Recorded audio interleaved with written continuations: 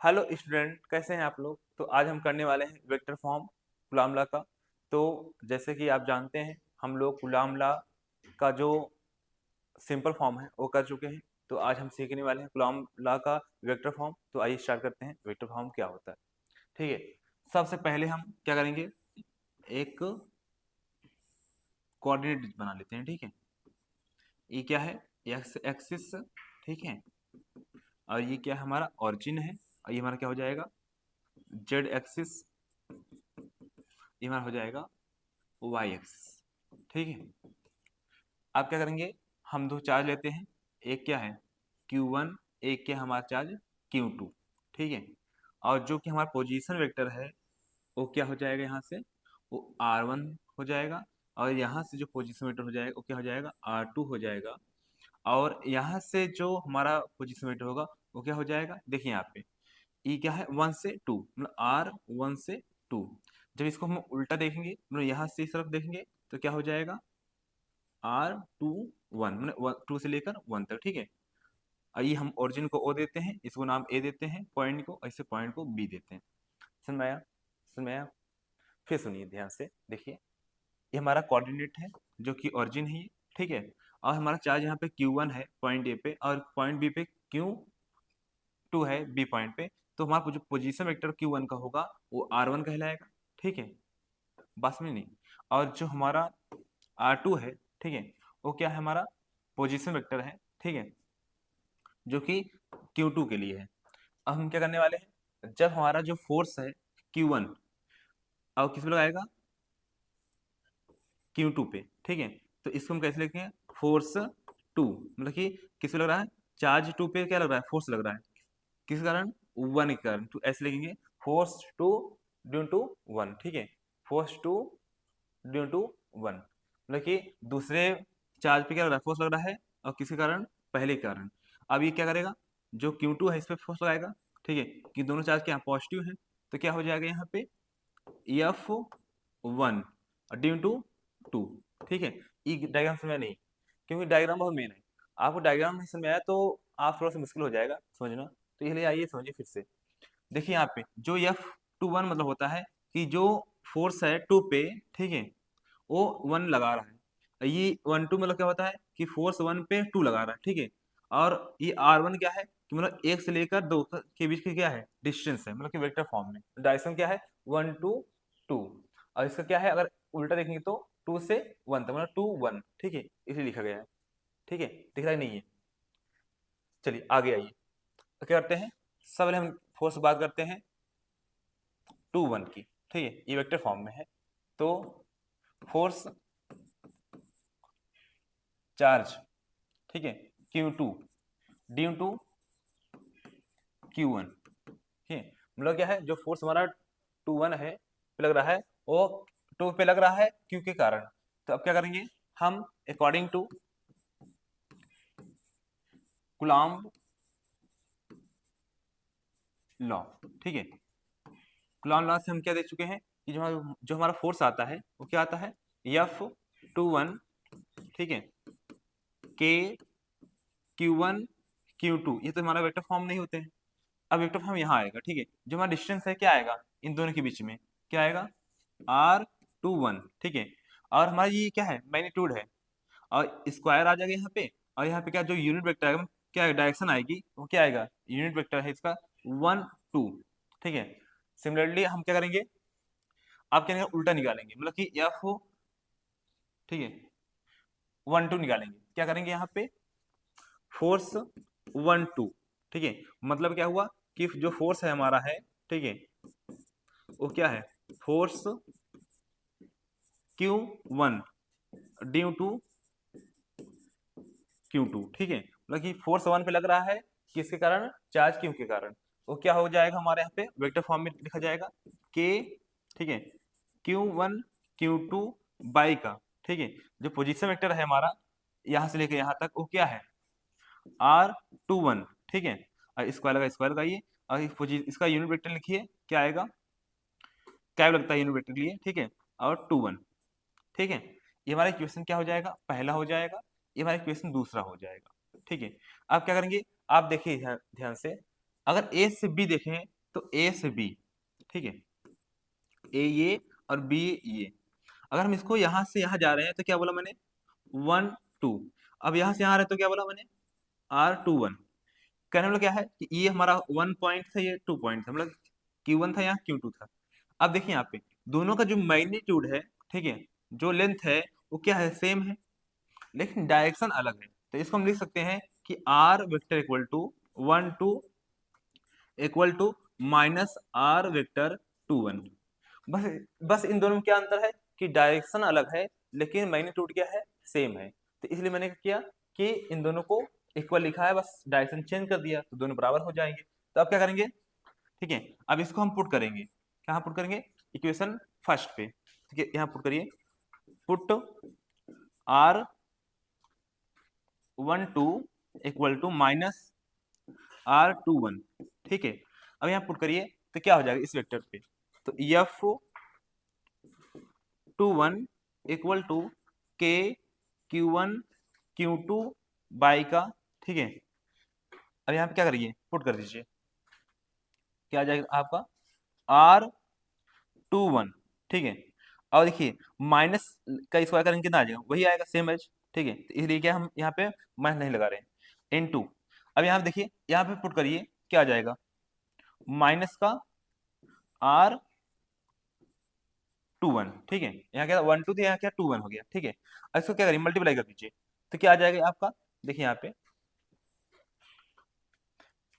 F21 equal to, ठीक है, के Q1 Q2 बाई का R21, ठीक है।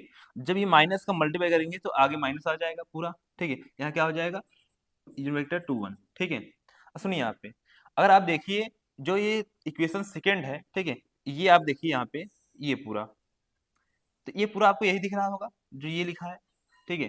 तो अगर आप इसकी जगह पे ये पुट कर दें तो क्या हो जाएगा, माइनस F12, ठीक है। मतलब हमारा क्या हो गया, ये यूनिट वेक्टर जो बताना चाहता है कि जो फोर्स होता है वो क्या होता है, सिर्फ डायरेक्शन चेंज होती है और दोनों का मैग्नीट्यूड क्या होता है, इक्वल होता है। ये आपको समझ में आ गया होगा।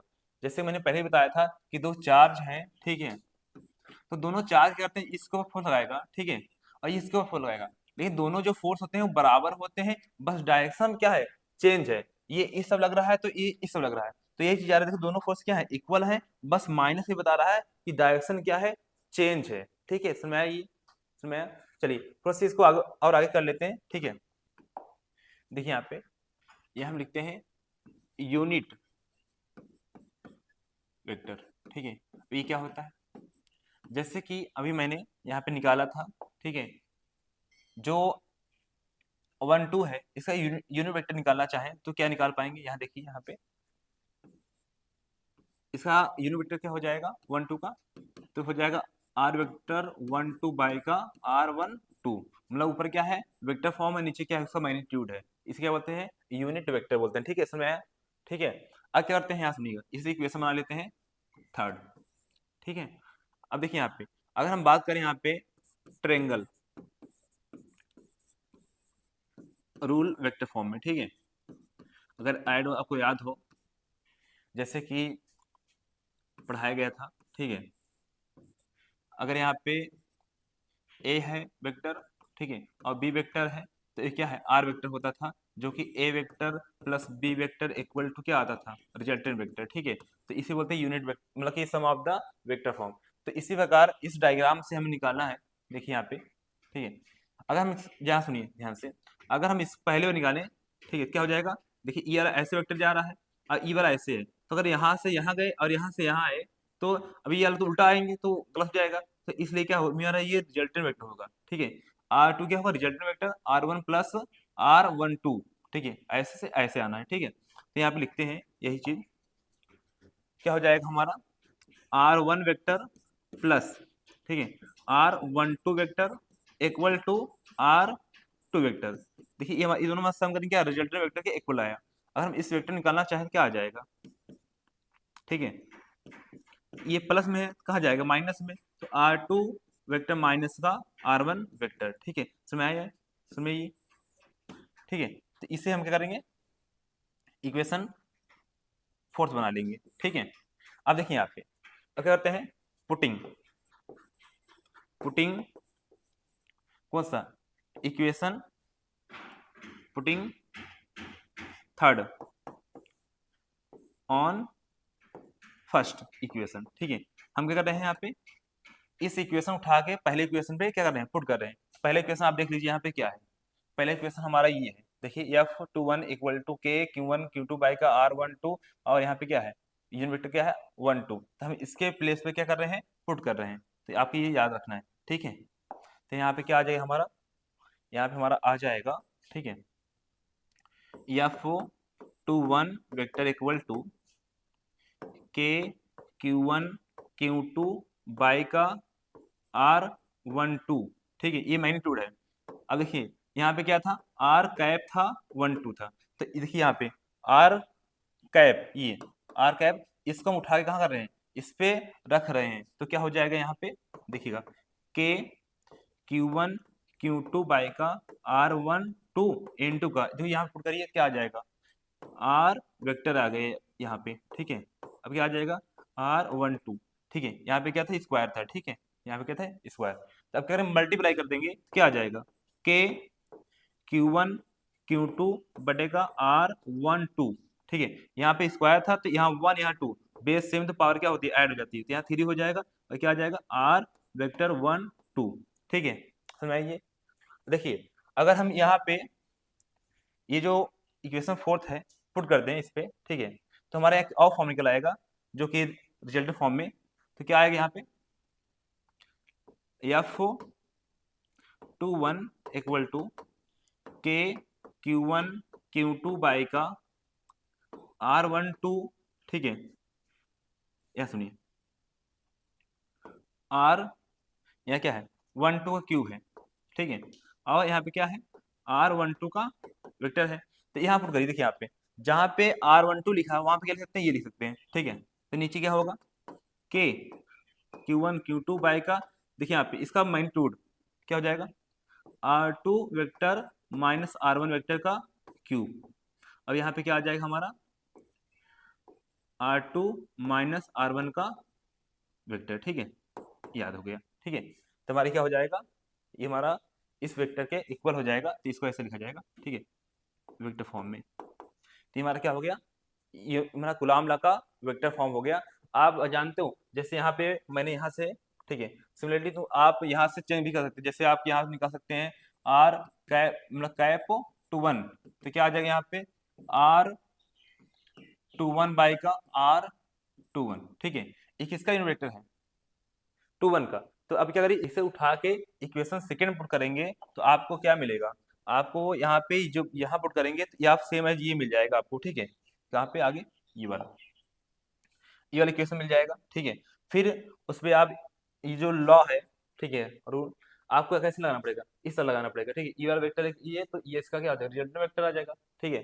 तो उल्टा कर देंगे तो सेम एज ये आपका उसका भी प्रूफ हो जाएगा, ठीक है। तो हमने एक को पकड़ के प्रूफ किया इसको, तो ये हमारा क्या हो गया, कंप्लीट वेक्टर फॉर्म हो गया कूलॉम लॉ का, ठीक है। तो आप ये सीख लीजिएगा, ठीक है। फिर मिलते हैं अगले वीडियो में, तब तक अपना ख्याल रखिए और अपनी पढ़ाई को बेहतर कीजिए।